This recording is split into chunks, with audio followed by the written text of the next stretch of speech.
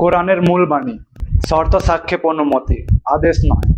ইসলামে বহুবিবাহের ভিত্তি হচ্ছে সূরা আন-নিসার ৩ নম্বর আয়াত। আয়াতটি ভালোভাবে লক্ষ্য করলে দেখা যায় এখানে মূলত এতিমদের অধিকার রক্ষার প্রেক্ষাপটে একটি অনুমতি দেওয়া হয়েছে, কোনো সাধারণ আদেশ দেওয়া হয়নি। তবে তোমরা যদি আশঙ্কা করো একাধিক স্ত্রীর মধ্যে ন্যায় বিচার করতে পারবে না, তাহলে একজনকেই বিয়ে করো। এখানে আল্লাহ স্পষ্ট করে দিয়েছেন যে যদি কেউ স্ত্রীদের মধ্যে সমতা রক্ষা করতে না পারার ভয় পায়, তবে তার জন্য একমাত্র পথ হলো একজনকেই বিয়ে করা।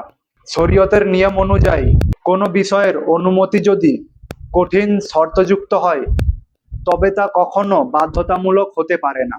ন্যায় বিচারের অসম্ভবতা এবং কোরআনের সতর্কতা। ইসলামে একাধিক বিয়ের প্রধানতম শর্ত হলো স্ত্রীদের মধ্যে ভালোবাসা, সময়, বাসস্থান এবং ভরণ পোষণের ক্ষেত্রে নিখুঁত সমতা ও ন্যায় বিচার করা। কিন্তু মানুষ হিসেবে এটা করা যে অত্যন্ত কঠিন, তা কোরআনেই বলে দেওয়া হয়েছে।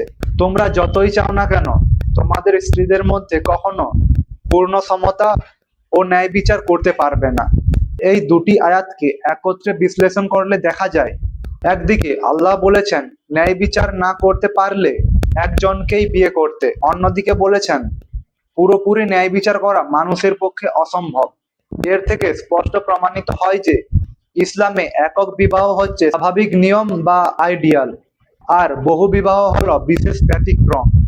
রাসূলুল্লাহ সাল্লাল্লাহু আলাইহি ওয়াসাল্লাম একাধিক স্ত্রীর মধ্যে বৈষম্য করার ব্যাপারে অত্যন্ত কঠোর হুঁশিয়ারি দিয়েছেন। হাদিসে এসেছে, যে ব্যক্তির দুজন স্ত্রী রয়েছে কিন্তু সে তাদের একজনের দিকে ঝুঁকে পড়ে, অর্থাৎ বৈষম্য করে, কিয়ামতের দিন সে এমন অবস্থায় উঠবে যে তার শরীরের এক পাশ অবশ পক্ষাঘাতগ্রস্ত থাকবে। যেখানে একটি কাজে এত বড় শাস্তির ঝুঁকি রয়েছে, তা কখনো সবার জন্য বাধ্যতামূলক হতে পারে না। শরীয়তের বিধানের প্রকারভেদ। ইসলামী ফিকহি বা আইন শাস্ত্র অনুযায়ী মানুষের অবস্থাভেদে বহুবিবাহের বিধান পরিবর্তিত হয়। এটি কখনোই ঢালাওভাবে সবার জন্য এক নয়। যদি কারো বাস্তবসম্মত প্রয়োজন থাকে, যেমন প্রথম স্ত্রী গুরুতর অসুস্থ এবং তিনি পূর্ণ ন্যায় বিচার করতে সক্ষম হন, যদি কোনো বিশেষ কারণ না থাকে কিন্তু পুরুষটি অর্থনৈতিক, শারীরিকভাবে সক্ষম এবং স্ত্রীদের অধিকার রক্ষার আত্মবিশ্বাসী হন, যদি কোনো ব্যক্তি নিশ্চিত জানেন যে তিনি স্ত্রীদের মধ্যে সমতা রক্ষা করতে পারবেন না বা অর্থনৈতিকভাবে কুলাবেন না, তবে তার জন্য একাধিক বিয়ে করা গুনাহের কাজ বা হারাম। সামাজিক ও ঐতিহাসিক প্রেক্ষাপট। রাসূলুল্লাহ সাল্লাল্লাহু আলাইহি ওয়াসাল্লামের যুগে উহুদের যুদ্ধ সহ বিভিন্ন যুদ্ধে বিপুল সংখ্যক মুসলিম পুরুষ শহীদ হন। ফলে মদিনার সমাজে প্রচুর সংখ্যক নারী বিধবা এবং শিশু এতিম হয়ে পড়ে। সেই বিশেষ সামাজিক সংকটে এতিম ও বিধবাদের সামাজিক ও অর্থনৈতিক নিরাপত্তা দেওয়ার জন্য এই অনুমতি দেওয়া হয়েছিল। এটি কোনো পুরুষতান্ত্রিক বিলাসিতা বা সাধারণ নিয়ম হিসেবে আসেনি। মুসলিম পারিবারিক আইন বর্তমান প্রেক্ষাপট।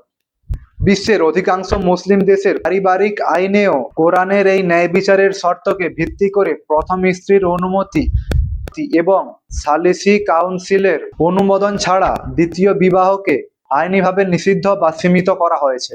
ইসলামের মূলনীতি হলো একক বিবাহ। বহু বিবাহ হলো একটি জরুরি অবস্থার দরজা, যা বিশেষ সামাজিক, মানবিক বা ব্যক্তিগত প্রয়োজনে ব্যবহারের অনুমতি দেওয়া হয়েছে। তাই একে বাধ্যতামূলক বলা ইসলামের মৌলিক জ্ঞান ও কোরআনের আয়াতের অপব্যাখ্যার শামিল।